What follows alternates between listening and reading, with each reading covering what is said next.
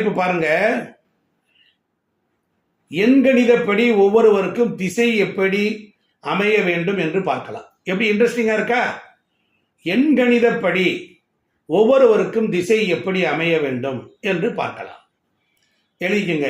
1, 10, 19, 28 தேதியில் பிறந்தவங்களுக்கு அடுக்குமாடி குடியிருப்பில் பிரதான வாசல் கிழக்கு திசையாக அமைவது நன்மை தரும்.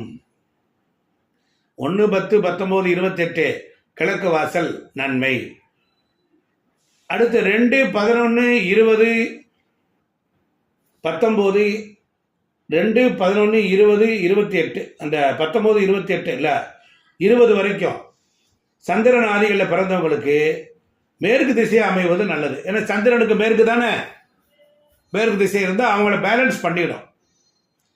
அடுத்து 3, 12, 21, 30 தேதியில் பிறந்தவங்களுக்கு அடுக்குமாடி குடியிருப்பில் பிரதானமான மெயின் வாசல் தெற்கு திசையாக இருப்பது நன்மை தரும். 4, 13, 22, 31 தேதியில் பிறந்தவங்களுக்கு அடுக்குமாடி குடியிருப்பினுடைய வாசல் வடக்கு திசையாக அமைவது நன்மை தரும்.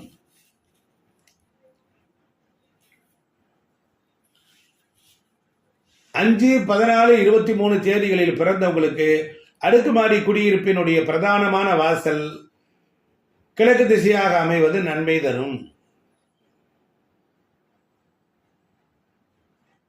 6, 15, 24 தேதிகளில் பிறந்தவங்களுக்கு அடுக்குமாடி குடியிருப்பினுடைய வாசல் கிழக்கு திசையாக இருப்பது நன்மை தரும்.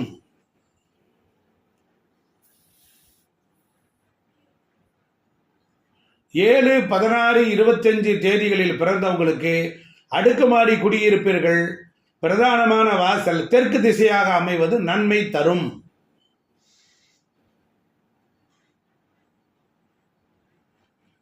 8, 17, 26 தேதிகளில் பிறந்தவங்களுக்கு அடுக்குமாடி குடியிருப்பின் பிரதான வாயில் வடக்கு திசையாக அமைவது நன்மை தரும்.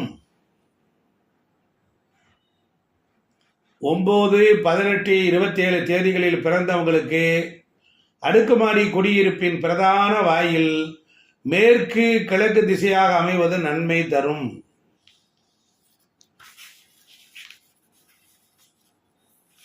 எழுதியாச்சா?